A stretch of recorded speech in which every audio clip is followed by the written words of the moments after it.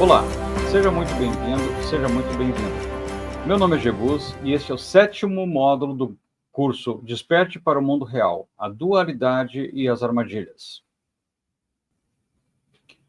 Neste módulo, será mostrado um outro aspecto sobre como os controladores mundiais fazem uso de seu poder sobre nós pela manipulação do conhecimento e pelo controle absoluto sobre tudo o que sabemos e que consumimos.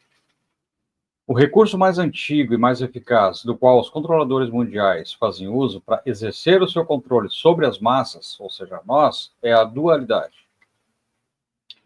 E esse conceito é tão antigo que já era lema no Império Romano, divide et impera, em latim, né, que significa dividir para governar. E foi usado já, então, desde lá atrás, pelo imperador Júlio César, no tempo do Império Romano.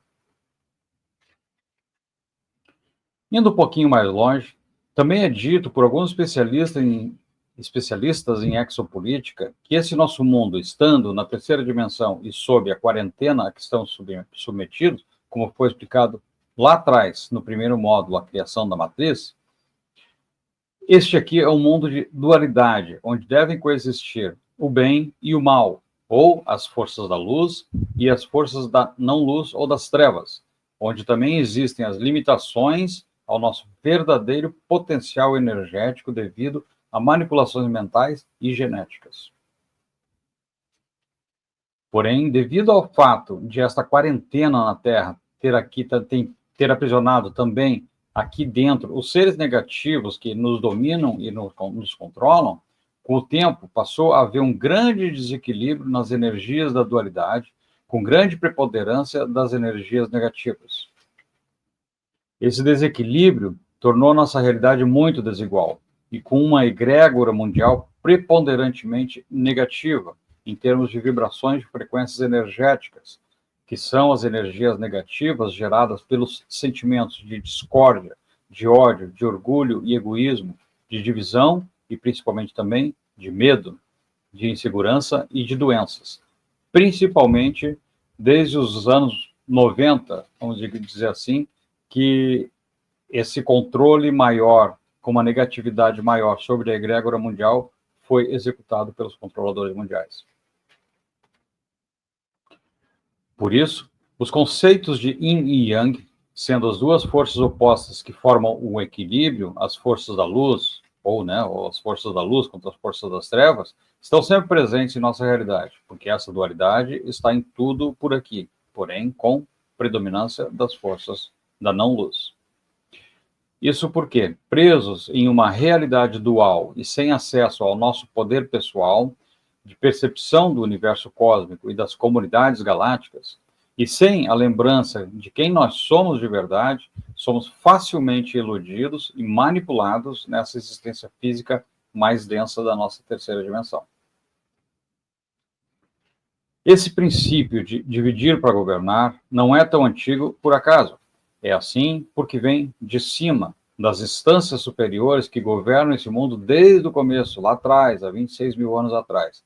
Por isso sempre foi aplicado e o é até hoje. Esse é um conceito, inclusive, que é estudado pela política e pela sociologia, e que consiste em ganhar o controle de uma comunidade, seja ela um grupo com ideais em comum, uma cidade, um país ou até o mundo inteiro, por meio da fragmentação das maiores concentrações de poder dessa comunidade, impedindo que estes grupos se mantenham individualmente como grupo e ganhem força. O conceito refere-se a uma estratégia que tenta romper as estruturas de poder existentes nesses grupos e não deixar que esses grupos menores se juntem. O uso dessa técnica refere-se ao controle que o governante possui sobre as populações ou grupos de diferentes interesses, que juntos poderiam ser capazes de ameaçar o seu poder ou o seu governo. Sendo assim, o governante precisa evitar que os diferentes grupos e populações estejam unidos, pois uma união poderia causar uma oposição muito forte o suficiente para confrontar o seu domínio. Essa técnica é, na verdade, uma máxima da tirania, pois pressupõe impedir por quaisquer meios possíveis a paz e a prosperidade de um povo por meio de conflitos gerados artificialmente, através de articulações e manipulações, com o intuito de dividir o povo, enfraquecendo as suas lideranças e assim garantir a sua autopreservação no poder. Basicamente, os elementos dessa técnica envolvem criar ou estimular divisões entre os grupos com o objetivo de evitar alianças que poderiam desafiar o governo. Dar poder político e promover aqueles que estão dispostos a cooperar com o governo. Fomentar a inimizade e a desconfiança entre os diferentes grupos. E, por fim, incentivar gastos sem sentido que reduzam a capacidade de reação de um determinado grupo menor de poder, capacidade financeira, no caso aqui. Tendo, então, esses conceitos compreendidos, não fica fácil entendermos a história e as divisões sociais que conhecemos tão bem? Veja que, desde o princípio, fomos governados dessa forma, tendo sempre a divisão política e social induzida pelos governantes para nos manter enfraquecidos e incapazes de reagir. Compreenda que todos os ismos, o feudalismo, o imperialismo, o capitalismo, o comunismo, o socialismo, o fascismo, o nazismo, o sionismo, todos eles foram artificialmente implantados na sociedade ao longo do tempo para nos manter divididos e dominados. Trazendo isso para os tempos mais recentes, vamos ver como é que nós chegamos até aqui com os sistemas em vigor atualmente. O capitalismo surgiu quando o feudalismo da Europa começou a se desmantelar, até mais ou menos o final do século XV, dando lugar a novas classes sociais e o surgimento da propriedade privada. O capitalismo surgiu quando o feudalismo da Europa começou a se desmantelar, até mais ou menos o final do século XV, ou anos 1400, dando lugar a novas classes sociais e o surgimento da propriedade privada. Com isso, passaram a existir a liberdade econômica, as empresas privadas, a concentração de bens, as classes alta, média e baixa e o trabalho assalariado. Todas essas coisas eram novidades até então, pois a Europa era feudal, basicamente, e pelo mundo civilizado afora, todas as nações eram basicamente impérios, aquelas que eram organizadas, né? Mas foi somente após a primeira Revolução Industrial, no século XVIII, né, anos 1700 a 1800, que o capitalismo ganhou força e culminou com a criação das democracias, as repúblicas democráticas com sistemas de eleições, ainda no século XVIII, incluindo a promulgação da Constituição dos Estados Unidos da América. Ao longo do século XIX, nos anos 1800 a 1900, se consolidaram as estruturas do poder atual com a expansão dos grandes bancos internacionais, dos primeiros conglomerados empresariais e o início do desenvolvimento dos países ao redor do mundo, como foi colocado ainda há pouco no módulo anterior. Com todas as novas facilidades proporcionadas pelos bens manufaturados, produzidos pela indústria e as novas tecnologias, como comunicação e transporte. Como o capitalismo estava se desenvolvendo sem rivalidade, o que poderia ameaçar o poder mundial estabelecido, já que era exercido, então, pelos donos do sistema financeiro e pela Igreja Católica, por representar uma hegemonia de sistema social e econômico, quer dizer, ele era uma ameaça por representar, né, uma hegemonia de sistema social e econômico, o que significava um ideal único para a população e sua consequente união por interesses comuns, o que gera a paz. Era necessário, então, existir um outro sistema que tivesse potencial de desestruturar essa base social e criar uma rachadura que a desestabilizasse. O que foi produzido, então, é o que ficou conhecido na história como a Revolução Bolchevique de 1917, que derrubou o então governo de Nicolau II, da dinastia Romanov, com a prisão e depois o assassinato dele e de toda a sua família, da Rússia até então czarista ou imperialista. No caso, Nicolau II era o czar da época. Essa revolução foi artificialmente criada com a infiltração de agentes que, por um período, passaram a provocar instabilidades sociais por atos de rebeldia, com o fim único de derrubar o governo e substituir o sistema imperialista da Rússia, derrubando o czarismo, o que culminou com a Revolução Bolchevique e a implantação do comunismo preconizado por Karl Marx.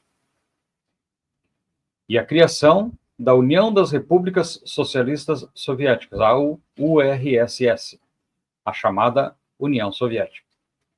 O que a história oficial dos livros escolares, aqueles que a gente aprendeu, oficiais, que a gente aprendeu história, né?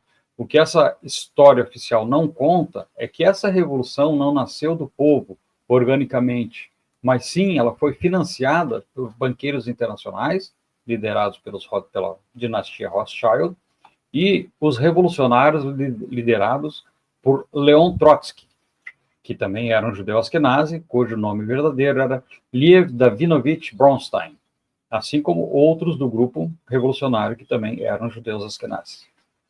Todos eles foram treinados em Nova Jersey, nos Estados Unidos, em uma propriedade da Standard Oil Company da família Rockefeller. O financiamento da revolução saiu diretamente do presidente do banco Kuhn, Loeb Company Bank, que era Jacob Schiff, que foi um dos fundadores, inclusive, do Federal Reserve, o Fed, como mostrado no módulo anterior, o controle absoluto, né? Então, esse financiamento teve um montante de 20 milhões de dólares em ouro. E os revolucionários foram para a Rússia em 1917, a bordo de um navio chamado SS Christian Fjord. Ou seja, 20 milhões em ouros para um grupo revolucionário ir até a Rússia, derrubar o império dos czares e criar o sistema comunista. 20 milhões é muito dinheiro até hoje. Em 1917, isso era uma verdadeira fortuna, muito provavelmente mais do que muitos países. Mais do que o PIB de muitos países.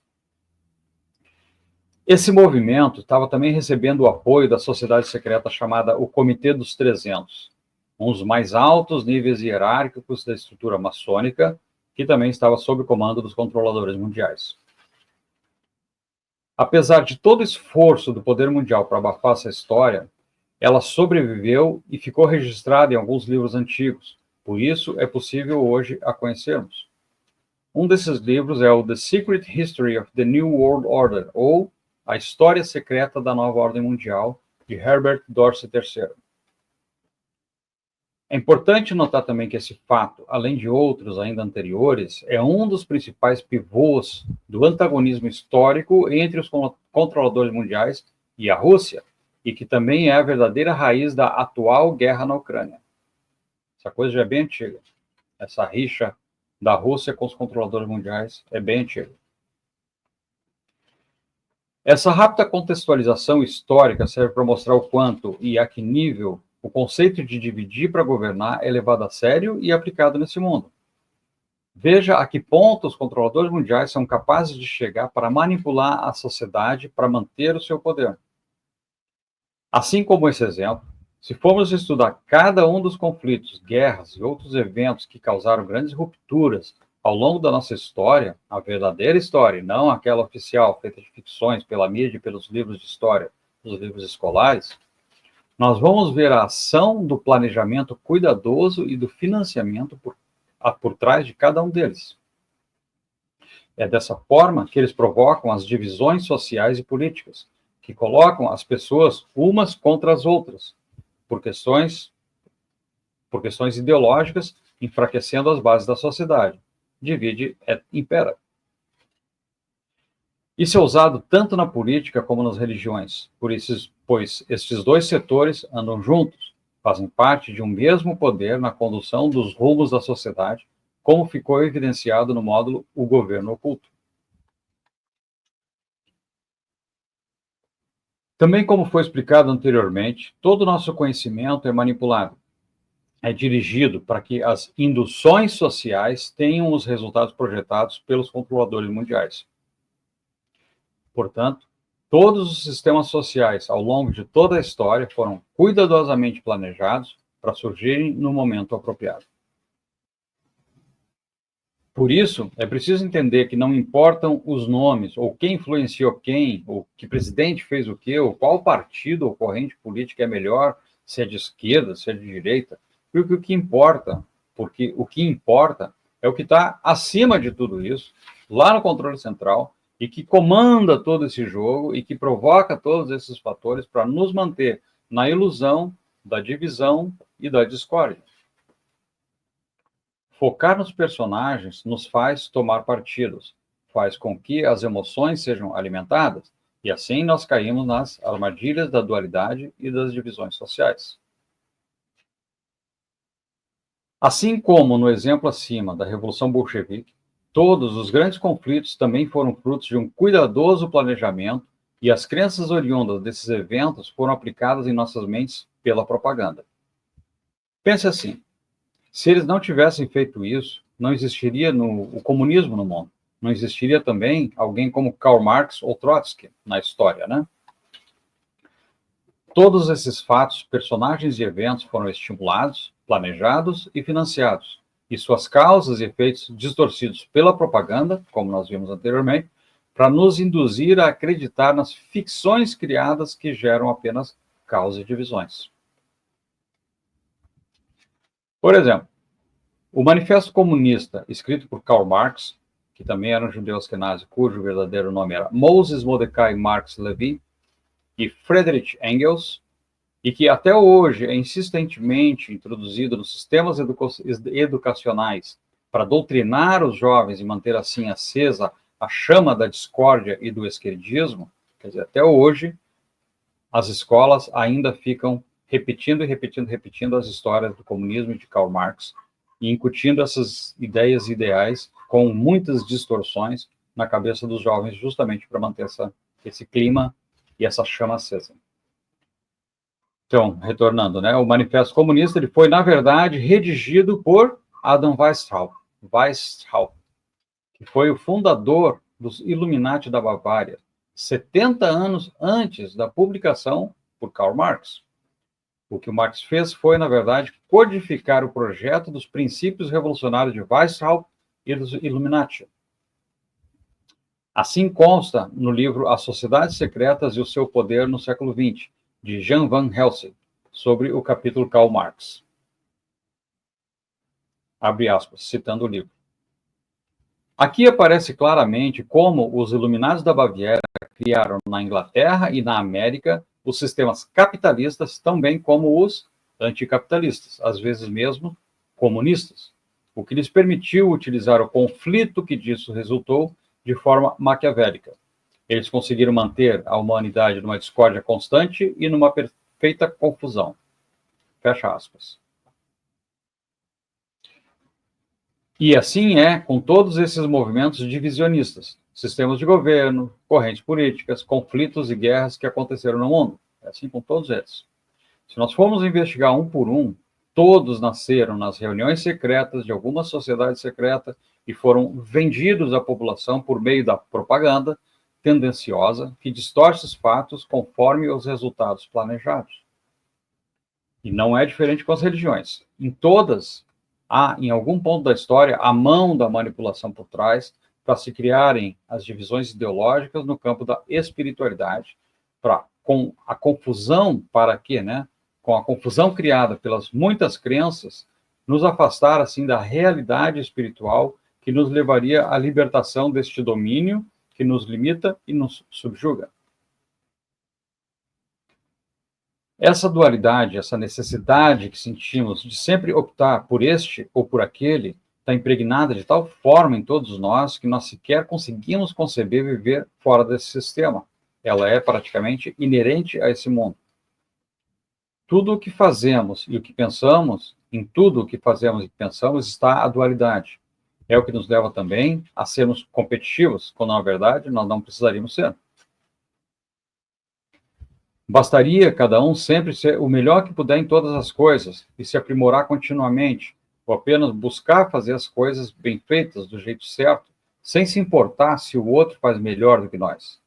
Porque cada um tem seu tempo para tudo, inclusive para a evolução espiritual. A competitividade também está em tudo, na escola, nas relações sociais, na vida profissional, nos esportes, nas artes e até mesmo no lazer. Está em todas as atividades sociais. A necessidade de sermos competitivos vem da dualidade. É o bom e o mal, o bem e o mal, o melhor e o pior, o maior e o menor, o bonito e o feio, o alto, o baixo, o forte, o fraco. É essa dualidade que alimenta em nós o sentimento de querermos ser sempre melhores do que o outro. E esse sentimento é o motor por trás das competições esportivas e de todas as outras ordens, das premiações, da necessidade de diplomas e tudo mais. Nós conseguiríamos viver sem os campeonatos esportivos, sem as corridas de carro, sem saber qual filme ganhou o Oscar? Qual empresário não quer que sua empresa seja a líder em seu setor? Essa necessidade de competição nada mais é do que mais um fator de divisão social e é o combustível, o dínamo de quase todas as nossas atividades sociais. Porém, não há nada de saudável nesse comportamento. Ele corrói os relacionamentos em todos os níveis, pois ao invés de um sentimento de igualdade pelo próximo, nós temos o desejo de ser sempre melhor do que ele, de superar ele. E muitos, como nós sabemos, são capazes de qualquer coisa para ser o melhor, sem se importar com as consequências. Esse comportamento é antagônico ao amor e à fraternidade. Por isso, o nosso mundo é tão desigual e tão cheio de conflitos, por conta dessa dualidade, ou do predomínio da negatividade na dualidade. É esse o sentimento impregnado em nós que nos torna tão facilmente manipuláveis, pois as armadilhas da dualidade têm as emoções como essas, que são praticamente infalíveis, nós sempre caímos. Vamos tomar a situação geopolítica atual do mundo, né, como um exemplo. Atualmente, em quase todos os países ocidentais democráticos, a sociedade está amplamente dividida por motivos políticos, como nos Estados Unidos, por exemplo. E o mundo vai sempre atrás dos Estados Unidos. Né? O que acontece lá reflete no mundo e assim sempre foi desde que começou o Império Americano. O governo de Joe Biden tomou um rumo radical e autoritário, que segue basicamente as mesmas diretrizes do seu partido, o democrata ou a esquerda americana, que curiosamente, né, as esquerdas sempre põem esses nomes, né, República Popular, ou então democracia, como no caso aqui, democrata, é justamente o esquerdista.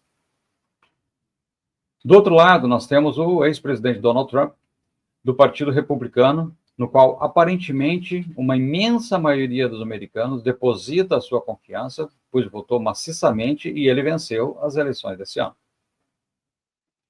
Assim, uma parte da sociedade quer que o Partido Democrata continue no governo e uma outra quer que o republicano vença as eleições, como sempre foi e como é em qualquer república democrática. E isso está cada vez mais acentuado no mundo todo.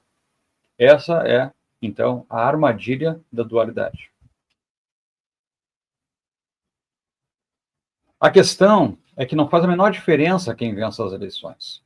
Porque, no fim, independentemente do vencedor, o poder mundial, que é quem dita as regras através do poder econômico e que detém o poder real, não muda. Esse continua sempre o mesmo. Esse mesmo poder centralizado financia todos os lados ao mesmo tempo. Não significa que, como muitos acreditam, que com o Trump novamente no governo dos Estados Unidos, nós teremos uma chance de sermos livres desse grupo que nos domina, né, dos globalistas, né, ou que, então, as forças da luz, como muitos defendem, venceram. Longe disso. Tanto é que os lados sempre se revezaram no poder e o poder central sempre foi o mesmo. Assim o é até hoje. O que muda se a esquerda ganha ou se a direita ganha são apenas alguns aspectos da nossa vida diária que pode melhorar ou piorar um pouquinho aqui, um pouquinho ali, conforme a condução de cada governo, né? Como mais impostos, produtos mais caros, mais inflação, menos inflação, mais conflitos, menos conflitos. Veja, por exemplo, o que aconteceu nas eleições aqui no Brasil em 2022.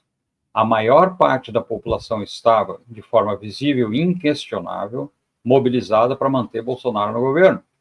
No entanto, o sistema, comandado pelo controle centralizado, precisava tirar o Bolsonaro do caminho, e foi exatamente o que eles fizeram. Com isso, o ódio e a divisão entre os dois lados só se intensificaram ainda mais. Divide et impera. O que comanda o jogo é o poder econômico e financeiro, e este é comandado pelos controladores mundiais, através de suas hierarquias de poder e suas sociedades secretas. Este é o poder real. Então, mesmo se o Bolsonaro tivesse continuado, digamos, que os esforços para tirar ele não tivessem sido suficientes, isso não representaria uma grande mudança na nossa vida, porque o poder vem de cima e isso não é negociável. Um governo sobre o governo do Bolsonaro, suposto segundo o governo do Bolsonaro, sofreria com a perda de apoio do poder econômico e seria sabotado de diversas formas, como de fato já foi no primeiro mandato. Então, seja um governo de esquerda ou de direita, ao longo de toda a nossa história, nós continuamos pagando impostos pesados no Brasil e o Brasil não se desenvolve. A saúde continua precária, a infraestrutura geral é fraca e custa caro para o povo que paga impostos. A máquina estatal é um gigante canceroso que drena toda a arrecadação pública do país e isso nunca mudou, não importa o governo que esteja lá. Tudo o que está abaixo do céu está sob o controle deste domínio. Isso é um jogo sendo jogado apenas para nos manter divididos e em conflito, ou, em outras palavras, enfraquecidos, e para o poder continuar centralizado nas mãos de poucos. Os Trumps e os Bolsonaros que surgem servem para fomentar esses ódios e para fortalecer as divisões sociais. Por isso, os controladores mundiais manipulam e financiam os dois lados, porém controlam os limites de cada uma dessas peças. Isso também não quer dizer que cada político ou empresário esteja no jogo, por assim dizer, o que eles todos se reúnam em salas escondidas para combinar o que fazer ou o que falar. Não. Esse é um jogo jogado nos níveis hierárquicos superiores, através da manipulação, na indução dos fatores econômicos, financeiros e políticos. Eles manipulam as peças do jogo, que são os políticos e empresários em geral, para obter os resultados que eles planejaram através da engenharia social. Tem sido assim em toda a nossa história e nisso eles são mestres. Aqueles que são peças relevantes do jogo e se voltam contra o domínio, contra os controladores mundiais, são eliminados, como nos casos citados anteriormente. Não há exceções a essa regra. Se todos se unissem para derrubar os tiranos mundiais do topo da pirâmide, aí então, sim, eles seriam derrubados. Essa é que é a questão. Enquanto nós continuamos divididos, isso nunca vai acontecer. Mas enquanto caímos nas armadilhas da dualidade e ficamos todos brigando uns contra os outros, somos facilmente dominados. E assim tem sido desde sempre. Por isso, em nosso mundo, nós temos as ideologias e os partidos políticos, os esportes de competição e todas essas coisas.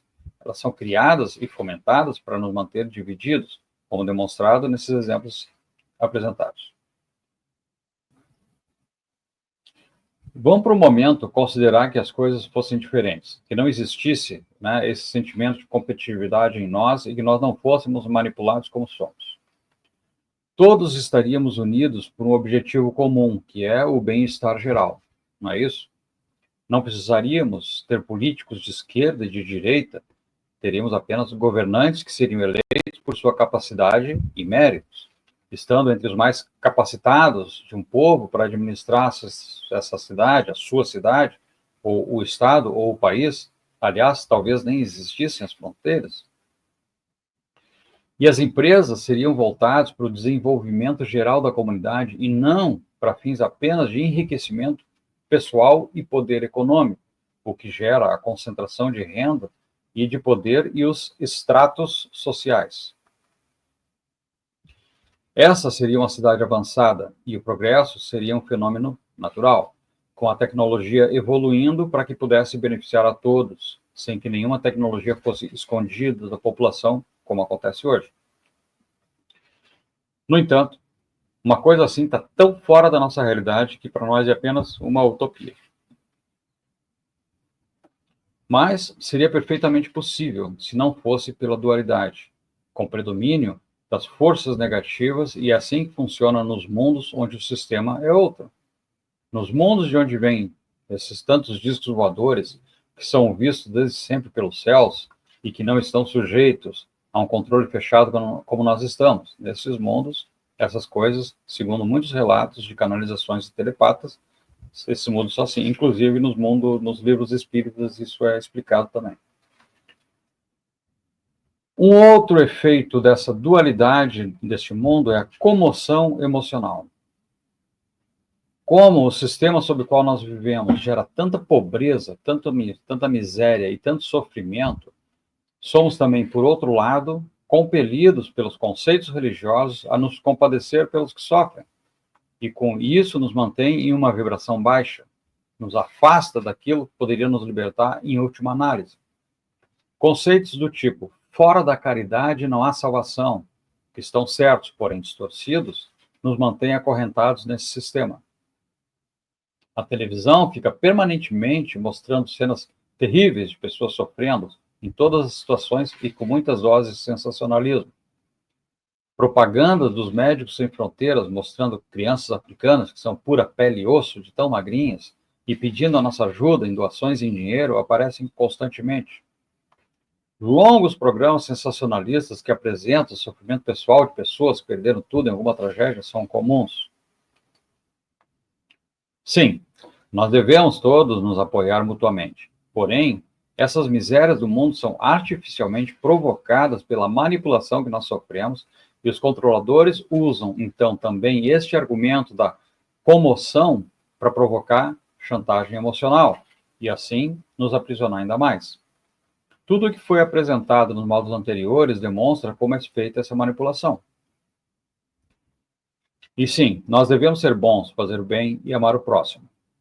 Porém, os conhecimentos espirituais verdadeiros que estão chegando mais fortemente nos últimos anos para mais e mais pessoas nos ensinam que cada um tem o seu caminho individualmente. O próprio conceito de caridade está distorcido pelas religiões. A caridade verdadeira está em tudo que nós fazemos, na maneira como nós tratamos as pessoas, o nosso próximo, independente da sua classe, sua raça ou sua cor. Ao tratarmos a todos com respeito e dignidade, auxiliando no que for necessário, e essa troca de energia beneficia a ambos e fortalece a luz do amor no mundo. Não é absorvendo o sofrimento alheio e oferecendo esmolas ou algum alimento a quem pede na rua, como as religiões nos ensinam a pensar e agir, apenas para citar dois exemplos. A caridade está em tudo que fazemos, em nossas relações sociais e com a própria natureza, e não nas ações pontuais, e muito menos em vibrar negativamente na dor e no sofrimento alheios. É preciso trabalhar nossa própria frequência vibracional, com foco no positivo, fora das influências negativas das forças das trevas ou da não-luz, para nos elevarmos e conseguirmos nos livrar desse domínio desse mundo. Só assim nós podemos nos libertar. Então, como existe tanto sofrimento em torno de nós, e por outro lado, as religiões nos impelem aos atos de caridade, ficamos todos como que enredados nesse mesmo mar de lama, todos juntos. Seria como alguém que está se afogando tentar salvar os que também estão se afogando. Todo mundo vai se afogar junto. Para podermos ajudar alguém, primeiro nós precisamos nós mesmos estar seguros, o que significa estarmos vibrando na frequência da luz e do amor, e não da dor e do sofrimento. E é esse o engano da dualidade. Esta é outra armadilha, porque no momento em que nós estamos vibrando na luz, nós estamos ajudando a muito mais pessoas do que uma esmola ou um prato de comida que a gente dá para uma pessoa na rua. Não que isso seja errado, mas no momento que a gente se envolve com a dor do outro, nós estamos puxando a nossa vibração de energia para baixo também e colaborando, então, com a energia negativa de medo e de sofrimento desse mundo.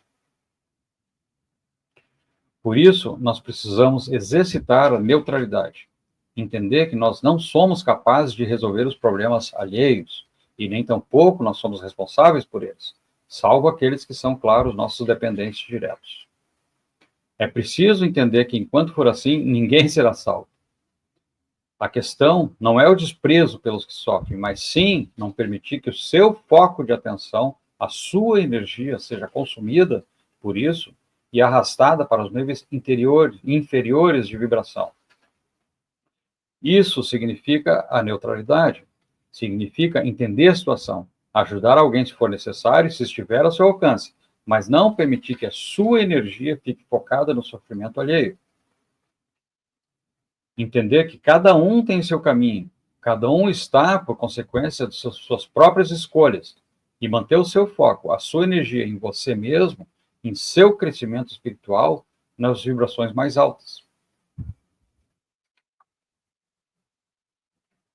De que adianta você ficar sofrendo pela situação das pessoas nas mais diversas condições de sofrimento que são mostradas na televisão incessantemente?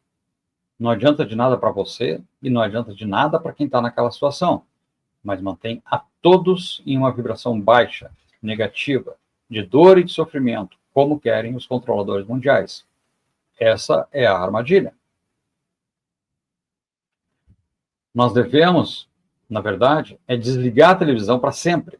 Devemos selecionar os programas que queremos assistir e não consumir o que eles querem que a gente consuma, que é onde estão as programações que nos mantêm cativos, dessa forma que foi explicado agora. Novamente afirmando, isso é um jogo. E a comoção, o apelo às nossas emoções é uma das armadilhas utilizadas para nos manter aprisionados nesse jogo.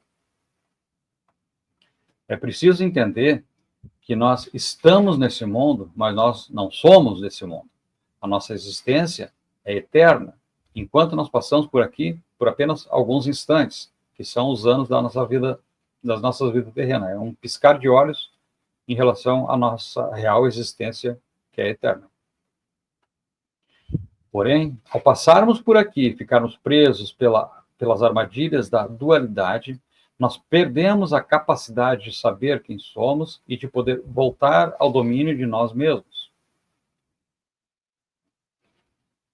Rapidamente recapitulando então, lembre que os ismos são artificialmente implantados para manter a sociedade fragmentada em diversas ideologias políticas, assim como os campeonatos esportivos, as premiações para os melhores de cada setor da sociedade, etc., etc. E que esse nosso sentimento de competitividade ele é fomentado continuamente também para nos manter constantemente divididos. Tudo isso que pensamos ser uma coisa natural, inerente ao ser humano e à sociedade, é, na verdade, uma indução artificial que nos é imposta desde o início dos tempos por este pequeno grupo de pessoas e de seres de dimensões superiores que comandam este mundo limitado e de terceira dimensão. Nós não passamos de ratos de laboratório indefesos nos quais as experiências são conduzidas. Esse é, portanto, um dos aspectos do mundo real que nós não percebemos, mas que está aí para todo mundo ver. Basta abrir os olhos e buscar saber. Então, por enquanto é isso. Esse foi o módulo A Dualidade e as Armadilhas. Eu agradeço por sua atenção e espero que o conteúdo tenha cumprido com o objetivo de trazer conhecimentos e esclarecimentos. E eu aguardo você aqui no próximo módulo. Até mais.